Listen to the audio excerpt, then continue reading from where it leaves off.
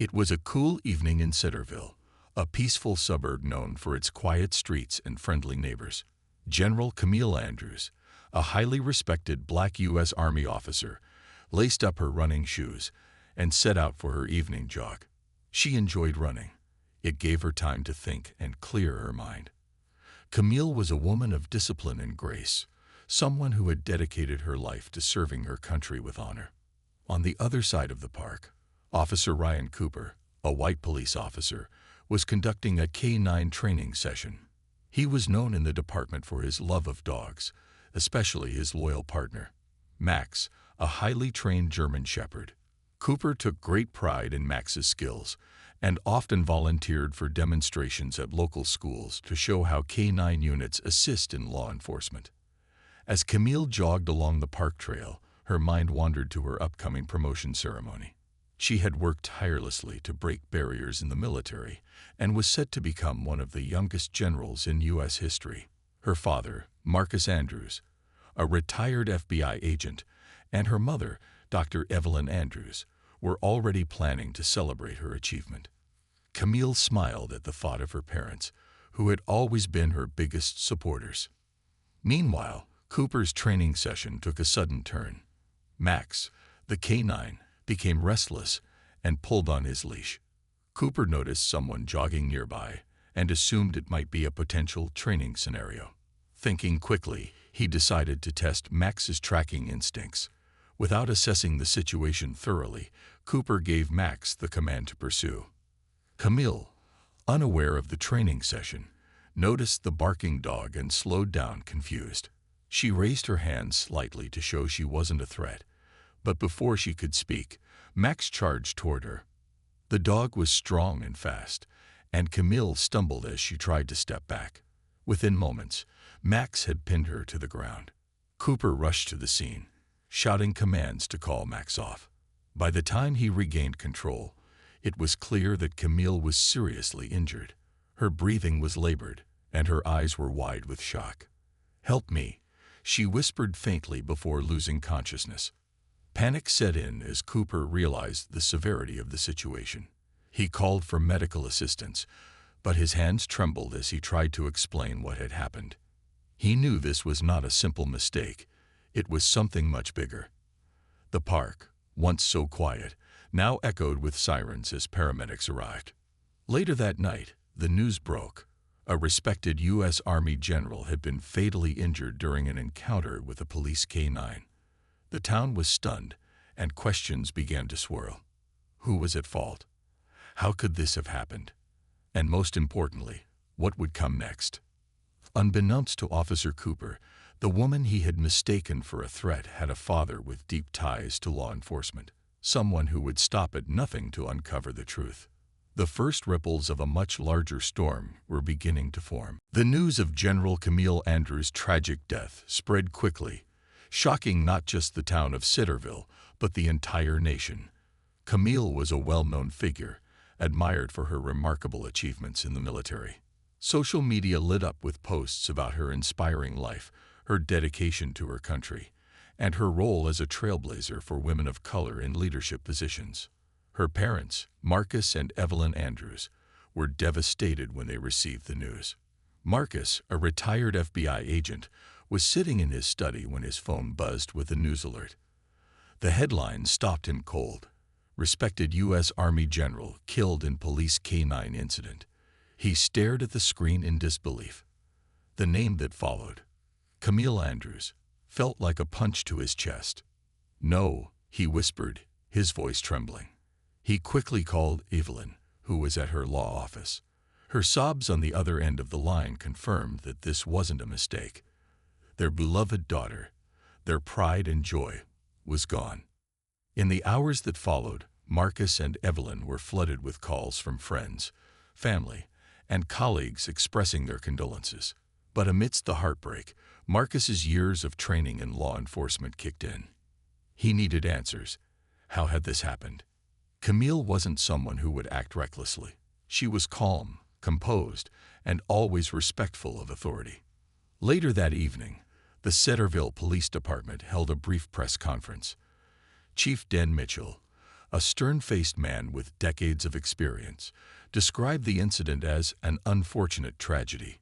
He explained that the officer involved, Ryan Cooper, was deeply shaken and cooperating fully. According to Mitchell, the department was conducting an internal investigation, and Max, the K-9, had been temporarily removed from active duty. The explanation did little to soothe the growing anger in the community. Many questioned why a highly trained dog would attack an unarmed woman. Witnesses at the park reported seeing Camille with her hands up, trying to communicate, yet the dog had still been released. As the family prepared for Camille's funeral, Marcus began gathering information. He called in favors from old friends in the FBI and requested access to any available reports. Something about the police department's account didn't sit right with him. Why had Officer Cooper released the dog in the first place? What protocol had he followed, or failed to follow? Evelyn, though consumed by grief, also began to take action. As a civil rights lawyer, she knew how to navigate the legal system. She started making a list of everything they would need: body camera footage, witness statements, and any official training records related to Officer Cooper and Max. Meanwhile, the community in Centerville began organizing. Vigils were held in Camille's honor, and many residents called for a transparent investigation. People of all backgrounds united to demand justice for the general who had dedicated her life to serving others. Unbeknownst to Officer Cooper, the Andrews family wasn't going to let this tragedy fade away. Marcus, with his years of investigative experience, was ready to uncover the truth, and Evelyn, armed with her legal expertise, was prepared to hold the responsible parties accountable. The fight for answers had just begun. The Andrews household, once filled with laughter and joy, now felt hollow and silent. The walls were lined with photographs of Camille, as a little girl in her school uniform, as a teenager in her junior ROTC outfit, and as a proud officer in her military dress blues. Each photo told a story of her determination, courage, and the countless lives she had touched. Marcus Andrews sat alone in Camille's childhood bedroom. The room was a time capsule of her younger years. Books neatly stacked on shelves, medals from high school debates pinned to a corkboard, and a picture of her holding hands with her parents during her first military graduation. He picked up the picture frame, his hands shaking. His heart ached with the weight of loss. Why her? Marcus whispered to himself. His daughter had served in dangerous war zones and faced countless challenges, only to lose her life in her own neighborhood. The injustice of it all burned deeply within him. Evelyn Andrews, on the other hand, found solace in action. She busied herself with preparations for Camille's memorial, ensuring it would honor her legacy. As she sifted through Camille's military accolades and heartfelt letters from fellow officers, she couldn't stop the tears from falling. But Evelyn was not just grieving. She was quietly preparing for a fight. Camille's death was not just a personal loss. It was a call to action for every family who had ever faced similar injustices. The couple's grief was complicated by the media attention. News outlets camped outside their home, eager for a comment. Evelyn refused to speak, but Marcus found himself pacing the living room, trying to decide if he should say something. "The world deserves to know who Camille really was," he muttered, as Evelyn gently placed a hand on his shoulder. That evening, the couple sat down together to write a statement about Camille. It wasn't easy. Every word felt heavy with emotion. Marcus spoke about her determination to excel in a male-dominated field, her deep sense of duty, and her unwavering love for her country. Evelyn added details about Camille's warmth, her ability to inspire others, and her dreams for the future. Together, they created a tribute that captured the essence of who she was. The statement was read aloud at a community vigil that night. Hundreds of people gathered, holding candles in the cool evening air. Friends, neighbors, and even strangers stood in silence as the Andrews words echoed through the crowd. Camille was not just a victim. She was a hero, a role model, and a reminder of what it meant to serve with honor. As the vigil came to an end, Marcus looked out at the sea of faces lit by candlelight. His grief was still raw, but he felt a spark of hope. These people believed in Camille's legacy, and they believed in justice. He turned to Evelyn and said quietly, "We'll find the truth for her." Evelyn nodded, her voice firm. "We will, no matter what it takes." The Andrews family, though heartbroken, was united in their resolve. Their love for Camille became their strength, fueling their fight for answers and justice. The days after the vigil were filled with quiet determination in the Andrews household. Marcus Andrews, a retired FBI agent, sat at his desk, combing through documents and notes he had started compiling. He couldn't shake the feeling that something wasn't right about the official explanation of his daughter Camille's death. The police report claimed it was an accident, but Marcus's instincts told him otherwise. He began by requesting the body camera footage from Officer Ryan Cooper's K-9 unit. Marcus knew how the system worked. He was no stranger to the bureaucratic red tape that often delayed or withheld critical evidence. Still, he used every connection he had, calling former colleagues in law enforcement and explaining the urgency of his request. It didn't take long for him to receive the first piece of evidence, a copy of the police department's internal report. Marcus read it carefully, noting inconsistencies in the timeline and vague descriptions of what led to the incident. According to the report, Officer Cooper had been conducting a routine training exercise when Camille was mistakenly perceived as a threat. But witnesses at the park told a different story. One witness, a young man named Terrence, had been sitting on a nearby bench when everything unfolded. Marcus tracked him down and asked him to share what he saw. Terrence described how Camille had stopped jogging and raised her hands when the dog began barking. "She didn't do anything wrong," Terrence said, shaking his head. "She was calm. She tried to talk to the officer, but he didn't seem to listen." Marcus thanked Terrence for his courage and added the testimony to his growing file of evidence. Each piece of information painted a clearer picture of what had happened that evening, and it didn't match the police department's narrative. Meanwhile, Evelyn Andrews was working on another front. As a civil rights lawyer, she knew how to navigate the legal system and hold institutions accountable. She filed a formal request for the release of the body camera footage and the K-9 unit's training records. "If they have nothing to hide," Evelyn told Marcus one evening, "then they should have no problem sharing the truth." When the body camera footage finally arrived, Marcus and Evelyn sat together to watch it. What they saw was both heartbreaking and infuriating. The video showed Camille jogging, stopping as Max, the K-9, barked at her. She clearly raised her hands and tried to communicate.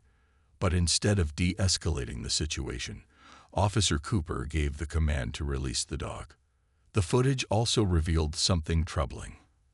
Officer Cooper's voice carried a hint of hesitation, as if he wasn't entirely confident in his decision. Marcus replayed that moment several times, studying every detail. "He panicked," Marcus muttered. "But that doesn't excuse what happened." Evelyn took a deep breath and said, "This is enough to prove negligence, at the very least. We're going to make sure everyone sees this." With the truth slowly coming to light, Marcus and Evelyn knew their fight was just beginning. They were determined to honor Camille's memory by seeking justice, not just for her, but for anyone who had ever been wronged by a flawed system. The release of the body camera footage sparked a wave of reactions across the country. News outlets broadcast the video repeatedly, showing the tragic encounter between General Camille Andrews and Officer Ryan Cooper's K-9 unit. Social media platforms were flooded with posts, hashtags, and videos calling for justice. Camille's story became a symbol of something much larger, a need to address systemic flaws in law enforcement practices. In Centerville, the community was divided. Vigils and protests were held daily, with people from all walks of life gathering to honor Camille's memory and demand accountability. Signs reading "Justice for Camille" and "Enough is enough" lined the streets. Students, veterans, and families came together, united by their grief and determination to see change. However, not everyone agreed. Some people defended Officer Cooper, insisting he had only been doing his job. A small group of his supporters argued that handling a K-9 unit was a high-pressure task and that mistakes could happen. "He didn't mean for this to happen," one local resident told reporters. "It's a tragedy, but it wasn't intentional." This divide extended to the online world, where debates raged on. Videos of Camille's military service were shared alongside the bodycam footage, highlighting the stark contrast between her honorable career and the way her life ended. Supporters of Camille called for stronger regulations and reforms in police practices, while others argued that blaming the officer was unfair. Amid the uproar, Marcus and Evelyn Andrews stayed focused on their mission. They avoided interviews with sensationalist reporters and instead worked with trusted advocates to amplify their message. Evelyn, with her sharp legal mind, began collaborating with civil rights organizations to draft proposals for changes in K-9 training protocols. "This isn't just about Camille," Evelyn said during one meeting. "It's about preventing this from happening to anyone else." Marcus, meanwhile, focused on keeping the public informed about their fight for justice. He held a press conference outside their home, speaking calmly but firmly. "My daughter gave her life to serve this country," he said, his voice steady despite the emotion behind it. "She deserved better. We're not here to place blame. We're here to seek accountability and change." Officer Cooper, who had remained silent since the incident, was also feeling the pressure. Friends described him as withdrawn and deeply shaken. He avoided public appearances, and the police department announced that he had been placed on administrative leave pending the investigation. Though some sympathized with him, many questioned his ability to continue as an officer. As the protests grew larger and the Andrews family's message spread, national attention intensified. High-profile figures began speaking out, calling for justice and offering support to the Andrews family. The case was no longer just about Centerville. It was about the broader issues of fairness, accountability, and respect for human life. The Andrews family knew the road ahead would be long, but they felt the growing support from people across the nation. Camille's legacy was no longer just her own. It was a beacon of hope and a call for change that resonated far beyond the boundaries of her small town. Marcus Andrews, though grieving, knew he needed to confront Officer Ryan Cooper. As a retired FBI agent, Marcus had seen his share of tragedies and understood the weight of responsibility that came with wearing a badge. But this was different. This was personal. The man whose decisions led to his daughter Camille's death needed to face him, not as an act of revenge, but to understand why it happened and what could be done to prevent it from happening again. Through a trusted connection, Marcus arranged a private meeting with Cooper at a neutral location.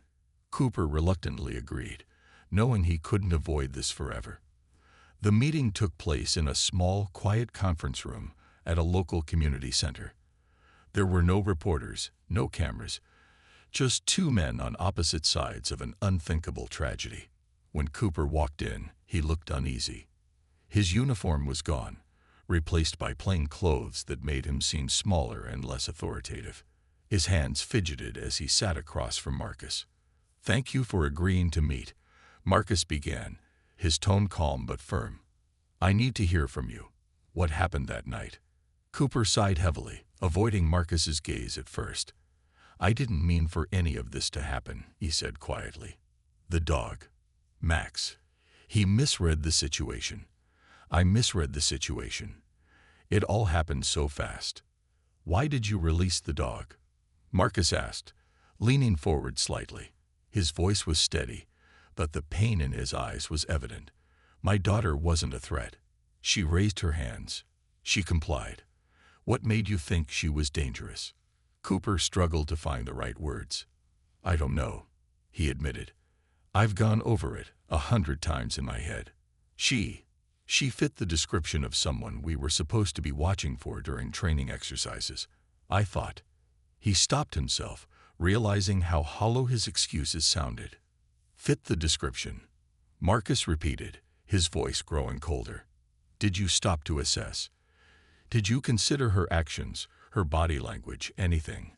Or did you just assume?" Cooper finally met Marcus's gaze. "I panicked," he confessed, his voice breaking. I've worked with Max for years, and I trusted him. But I should have trusted myself to stop and think. I was wrong.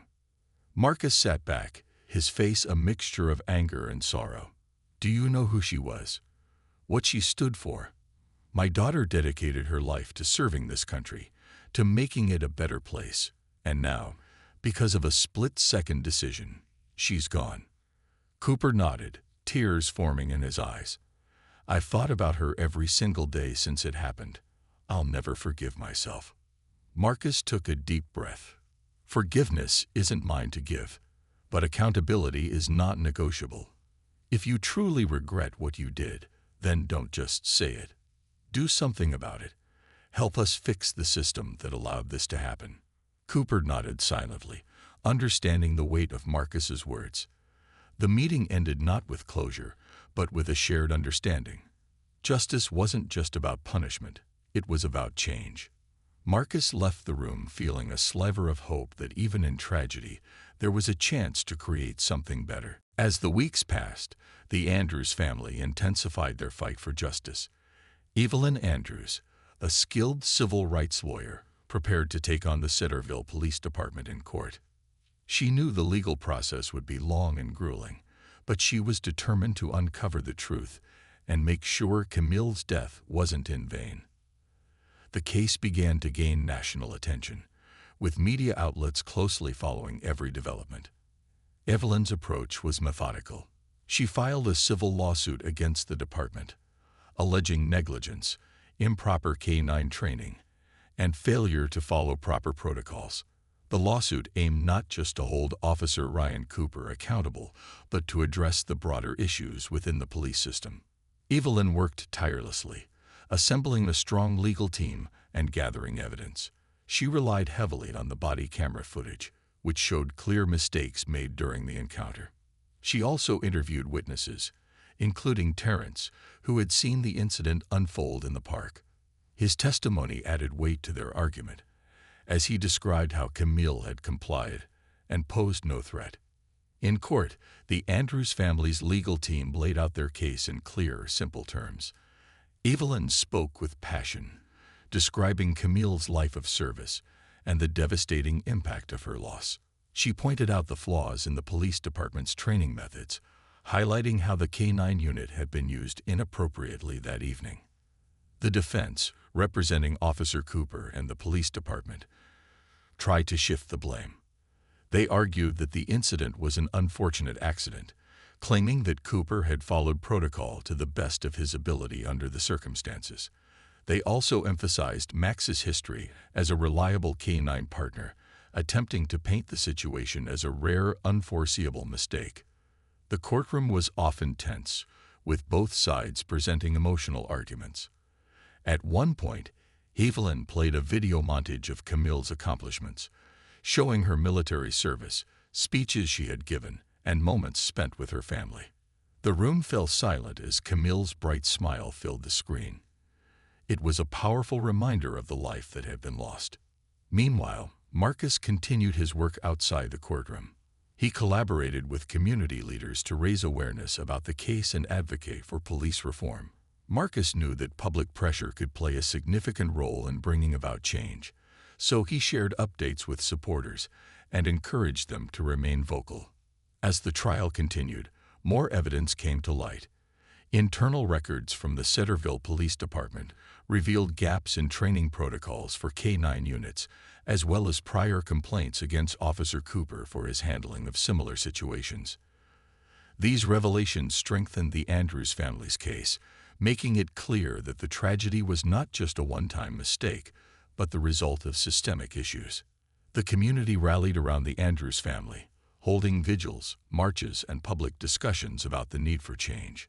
Camille's story had sparked a movement, and her legacy was becoming a symbol of hope and perseverance. As the trial neared its conclusion, Evelyn delivered a powerful closing statement. "This is not just about my daughter," she said. "This is about accountability. This is about making sure no other family has to endure what we have." Camille dedicated her life to serving others. Let her legacy be a call for justice and reform. The courtroom fell silent as her words echoed, leaving everyone waiting for the verdict that would soon come. The day of the verdict arrived, and the courtroom was packed. Reporters, community members, and supporters of the Andrews family filled every seat, while many more waited outside, anxiously holding signs and chanting Camille's name. Inside, Marcus and Evelyn Andrews sat side by side, holding hands tightly. They had spent months fighting for this moment, and now all they could do was wait. The judge entered the room, and everyone stood in silence. After what felt like an eternity, the foreperson of the jury rose to deliver the decision. The air was thick with tension, and the entire room seemed to hold its breath. We, the jury, find the Centerville Police Department liable for negligence and improper use of force, the foreperson announced. The words rang through the courtroom like a bell. Marcus felt a wave of emotion wash over him, and Evelyn closed her eyes, letting out a small sigh of relief. The jury had ruled in favor of the Andrews family, awarding damages for the pain and suffering caused by the incident. More importantly, the judge included mandates for systemic reforms within the Centerville Police Department. These included stricter protocols for K-9 unit training, mandatory de-escalation training for all officers, and the creation of an independent oversight committee to review future incidents. Outside the courthouse, a crowd erupted in cheers as the news spread. People hugged, clapped, and cried, celebrating the hard-fought victory. Evelyn and Marcus stepped out to address the crowd, their faces a mix of relief and determination. "This is not just a win for our family," Evelyn said, her voice steady and clear. "This is a win for every family who has ever been told that their loss was just an accident. Camille's life meant something, and her death will mean something too. This is the beginning of change." Marcus added, "This is about accountability, but it's also about hope. We have a long way to go, but this is a step in the right direction. Thank you to everyone who stood with us, marched with us, and fought with us.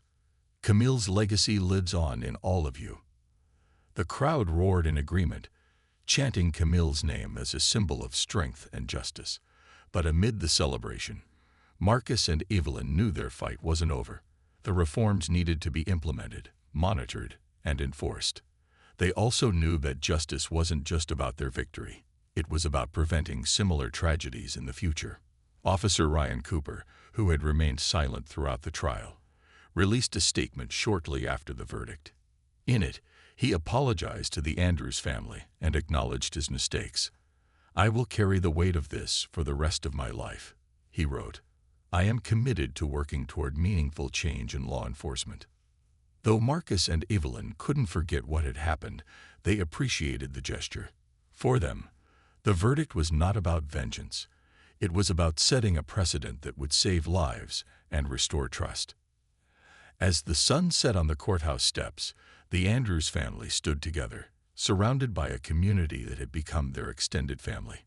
They had turned their grief into action, their pain into purpose, and their daughter's legacy into a beacon of hope for others. Months after the trial ended, life in Centerville began to shift. The reforms mandated by the court were gradually put into place, starting with changes in the Centerville Police Department. Officers underwent rigorous new training sessions focused on de-escalation techniques, bias awareness, and appropriate use of K-9 units. The Independent Oversight Committee, composed of community leaders and law enforcement experts, began reviewing cases to ensure transparency and accountability. The Andrews family's fight for justice had sparked a national conversation. Camille Andrews was no longer just a name. She was a symbol of courage, resilience, and change. Across the country, people who had never met her were inspired by her story. Schools, parks, and community centers were named in her honor, serving as daily reminders of her legacy. Evelyn and Marcus Andrews channeled their energy into creating the Camille Andrews Foundation for Justice and Reform. The foundation aimed to support families affected by similar tragedies, provide scholarships to young women pursuing careers in public service, and advocate for police reform nationwide. Evelyn took on the role of director, traveling the country to speak at events and meet with lawmakers. At one event, Evelyn stood before a crowd of young people, sharing Camille's story. "My daughter believed in the power of service," she said. "She believed in standing up for what's right, no matter the cost. If we all carry a piece of her spirit, we can build a better future together." Marcus, though less visible, worked tirelessly behind the scenes. He partnered with law enforcement agencies to develop better training programs, using his FBI experience to ensure the changes were practical and effective. "It's not about tearing down the system," Marcus often said. "It's about rebuilding it the right way." Meanwhile, Officer Ryan Cooper had taken steps to make amends. He resigned from the Centerville Police Department, but chose to work with organizations focused on improving police training and addressing implicit bias.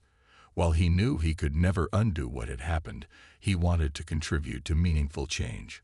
Marcus, though still carrying the weight of his loss, saw this as a small step toward healing. The Andrews family found ways to honor Camille in their everyday lives. They planted a tree in their backyard, a tall oak that Marcus liked to call Camille's tree. It became a place for reflection and quiet moments, a reminder of their daughter's strength and resilience. As the first anniversary of Camille's passing approached, Centerville organized a memorial event. Hundreds of people gathered to celebrate her life, from friends and family to strangers who had been moved by her story. Marcus stood at the podium, looking out at the sea of faces. His voice, steady and calm, carried through the crowd. "Camille lived with honor, and she left this world far too soon," he said. "But her legacy lives on in each of us. Every step we take toward justice, every act of kindness, every effort to make this world better. That's Camille's light shining through." The crowd erupted in applause, and as the sun set over Centerville, the Andrews family felt a quiet sense of peace. Their journey had been painful, but it had also been filled with purpose. Camille's story had brought about change, inspired hope, and reminded the world that even in the darkest times, there is always a way forward.